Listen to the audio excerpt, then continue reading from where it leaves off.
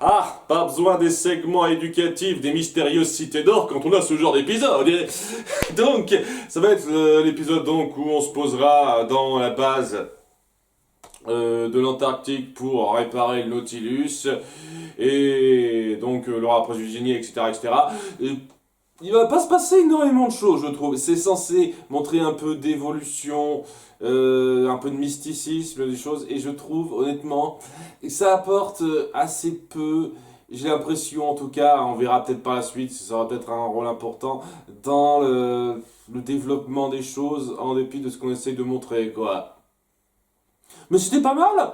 Voilà, on arrive donc dans cette base. Il y a Nadia qui est un petit peu contrariée parce qu'on lui avait dit qu'il ferait froid alors qu'il fait chaud. Parce que c'est une base sous-marine et donc, étant donné qu'on est sous terre, bien en dessous des glaciers, il y a un effet de chaleur à cause de l'eau bouillante en dessous. Sachant que si c'est le cas, les, les habitants du Nautilus devraient être au courant et donc auraient dû les prévenir de pas mettre leur tenue spéciale anti-froid en entrant dans la base. Ils le font pas parce que ce sont des connards apparemment. C'est le petit détail. Mais c'est tout ça pour amener à un petit moment de perversité gratuite, toujours aussi rigolote, où voilà, elle se dessape, enfin elle enlève sa parka, sa tenue d'hiver, et elle s'aère un tout petit peu pour que Jean essaye de reluquer ça. Voilà, hein, le petit moment pervers du jour. Voilà, c'était mignon, rigolo, et puis après, voilà, on découvre le coin, quoi. C'est de la technologie, pas mal, plutôt bien fait visuellement. Tout le monde se pose, on aura quelques petits moments où Grandis voudra traîner avec Nemo, ce sera plutôt drôle. Et on va passer la grande majorité de l'épisode à suivre Nemo qui emmènera Nadia et Jean dans une petite tournée. Je vais faire un petit tour des lieux pour leur montrer un petit peu, faire une sortie éducative. Un peu de choses prises, c'est ça. Pendant une période de temps, on va suivre Nemo qui les accompagnera pour leur faire découvrir certaines choses. Est-ce qu'elles seront importantes ou pas, je sais pas trop. Par exemple, on est donc à la fin du 19e siècle, donc le principe de tectonique des plaques n'a pas du tout été vraiment validé par la communauté scientifique. Donc Jean a du mal à croire que ça a pu être déplacé ce continent, puisqu'on en parle rapidement, vu qu'il y a un arbre géant en dessous donc de ce grand glacier, en dessous de l'Antarctique, qui s'appelle l'arbre monde. Et ouais, est-ce que ça jouera un rôle important ce truc ou pas? J'ai du mal à voir quand on essaie d'appuyer un petit peu cette espèce d'arbre majestueux et gigantesque qui aurait peut-être ses racines partout dans le monde et je me dis ok. Est-ce que c'est important ou pas ça en fait? Voilà, tout ça pour amener donc à ce que Nadia lance l'idée que le continent a été déplacé parce qu'avec un tel froid, enfin un tel climat, ça aurait pas marché. Et Jean lui dit non mais c'est impossible que le continent ait été déplacé, un truc de cette taille. Et c'est là que Nemo lui parle de la tectonique des plaques, le principe. Hein. Donc il dit pas ça dans ces termes-là quoi. Il parle du fait que fut un temps le continent était un seul unique bloc, pas Angers. Hein, ça non plus, ils le disent pas, mais bon, c'est pour étaler ma culture que je dis ça, moi. Et voilà, quoi. C'est juste histoire de dire, là, la communauté scientifique, c'est pas encore certaines choses, il manque certains outils, mais on finira par découvrir ça. C'est cette espèce de clin d'œil qu'on fait depuis quelque temps que je trouve pas mauvais, mais un tout petit peu grossier sur les bords. Genre, ah, la science découvrira ça plus tard lors du siècle suivant. Merci. Alors bon, j'ai dit ça en tant qu'adulte, qu'on soit bien d'accord. Si vous êtes quelqu'un d'assez jeune qui suivait ça et que vous n'avez pas non plus une culture exceptionnelle à ce niveau-là, vous n'êtes pas tout censé savoir à ce moment-là, ça peut être éducatif de façon intéressante, quoi, amené de façon acceptable. C'est juste, je trouve que ça fait un petit peu forcé sur les bords d'amener ce genre de choses. C'est comme juste après. Il y a un moment donc où ils ont une espèce de petite plaque flottante qui lévite donc pour visiter un petit peu quoi, passer d'un tube à l'autre et ça les fait passer à travers un musée de créatures qui ont été donc ensevelies sous la glace pour parler des races, des espèces qui existaient avant nous, avant, comme qu'on n'est pas les premiers. Et étant donné que en plus on vit dans une réalité où Atlantide a existé avant et avait déjà un niveau de technologie super élevé qui équivaut à peu près à notre technologie de fin de 20e siècle, c'est C'est histoire d'appuyer un petit peu ça, quoi. Une fois de plus, c'est éducatif. C'est pas mauvais du tout, mais voilà, ça fait un petit peu superflu sur les bords. Je vois pas vraiment ce que ça fait avancer, en fait. C'est juste pour éduquer les gens qui suivent et qui savaient pas ça. Après, il passe par une espèce de salle de transition de glace avec des manchots que le traducteur, enfin les traducteurs des sous-titres ont traduit en pingouin, mais ce sont des manchots. Voilà, non, je ne fais pas aussi, on me l'a dit plusieurs fois, je le sais maintenant, pour arriver à une autre salle, et cette transition, je vois pas trop à quoi ça sert, à part pour essayer de peut-être appuyer un truc qui aura un changement plus tard, et cette autre salle sera censée être important, et j'ai du mal à discerner euh, en quoi c'est si important de mettre ça en place maintenant, surtout si c'est pour être aussi cryptique et aussi donner aussi peu d'informations au bout du compte. Parce que voilà, l'autre salle en question, c'est une espèce de grande salle d'eau où il y a une baleine blanche géante qui est là. Je me suis dit, attends, ça va pas être Moby Dick quand même. Non, non, c'est pas Moby Dick. Ça s'appelle Irion.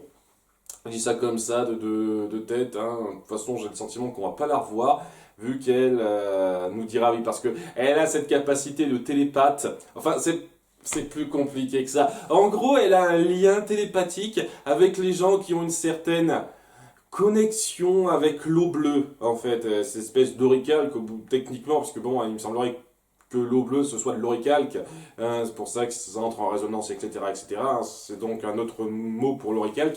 Enfin bref, voilà, il y a cette espèce de lien avec l'eau bleue, et étant donné que Nemo a constamment été en contact avec de l'eau bleue et que bah, Nadia a un collier en oricalque, en eau bleue, il y a cette connexion, quoi, cette espèce de contact qui peut se faire, de communication qui peut se faire.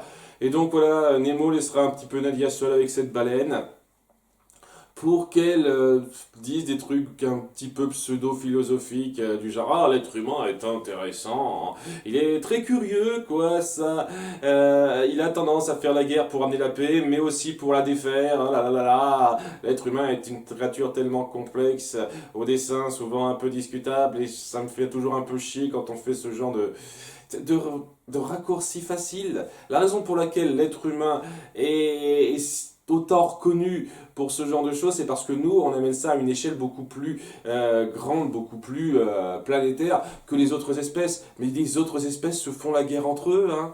Faut arrêter les conneries. Les fourmis se font la guerre entre colonies. Il y a des tonnes de troupeaux en tout genre qui se battent pour des territoires, pour pouvoir se poser là. Il y a énormément de conflits qui sont de moindre importance, les animaux qui ont lieu. Et la seule raison pour laquelle ils sont de moindre importance, c'est parce que c'est pas l'espèce qui domine.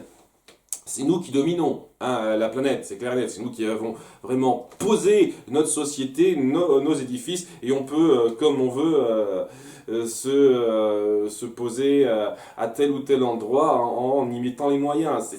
Avec toute notre histoire, notre évolution, c'est ça qui a amené à ça. Donc, peut dire que l'être humain est fascinante parce qu'elle provoque des guerres, etc., etc. Je trouve ça tellement fallacieux comme espèce de réflexion philosophique, surtout de la part d'un animal qui est censé avoir 20 000 ans. Hein.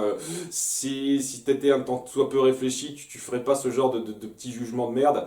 Alors même si bon, c'est pas vraiment du jugement qu'on veut faire, c'est plus une espèce de réflexion qu'il veut donner, mais il y a clairement un espèce de jugement qui veut en être tiré là-dedans, même si bon, on essaye de donner un petit truc d'espoir après, comme dire oui, mais l'être humain n'est pas sot, l'être humain peut faire de grandes choses aussi, tout ça, mais super rapidement, on appuie le côté guerre, c'est le genre de truc. Voilà, hein, je trouve que ça sert pas à grand chose d'appuyer ça, à part pour se la péter un petit peu. Excusez-moi, c'est le détail, c'est le détail.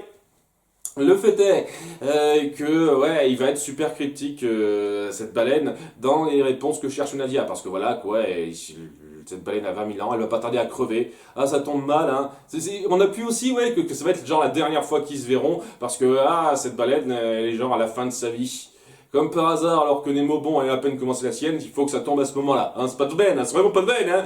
Hein. Donc, ouais, et donc il promet à Nadia de lui donner une réponse par rapport à ses questions, à son questionnement, et il donne pas de réponse ou quelque chose de super vague. Genre, ah, tu finiras par trouver celui que tu cherches.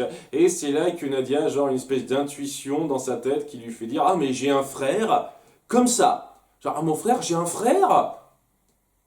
Ok. Ça sort de nulle part, on me met très bien. J'ai genre la télépathie de la baleine lui dit que elle a un frangin. Et donc ça va être une nouvelle, un nouveau but, un nouvel objectif.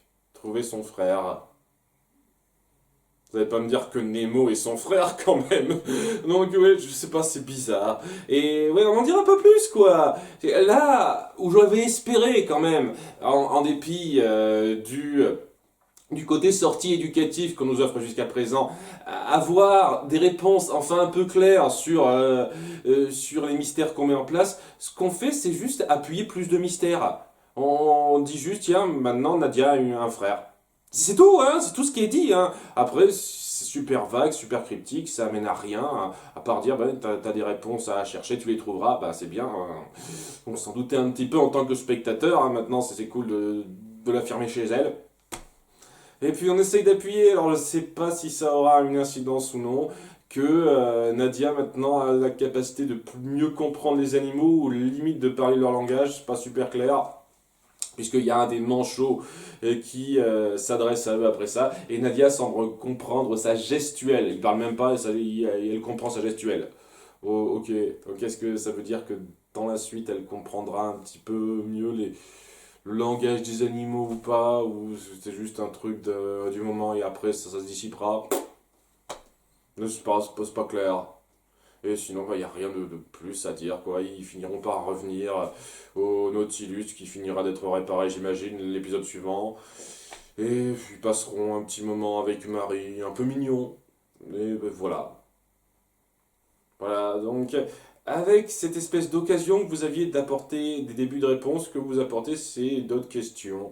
Et c'est pas mauvais en soi, c'est juste, je trouve pas ça sensationnel ou quoi que ce soit. Cette espèce de grande baleine blanche que vous nous pondez, qui ne sert même pas de justification à donner des réponses, mais juste à apporter plus de questions, je trouve pas ça sensationnel. Mais ça allait, c'était correct, hein. Le moment où nos personnages se posent, ça allait, c'était plutôt drôle autour de Grandis. Les moments de découverte, la sortie éducative de Jean et Nadia, ça allait. Hein, je trouvais ça un petit peu grossier à deux, trois moments, mais c'était pas non plus désagréable ou ennuyeux. Ça allait. Voilà, c'est un épisode qui allait bien. Voilà.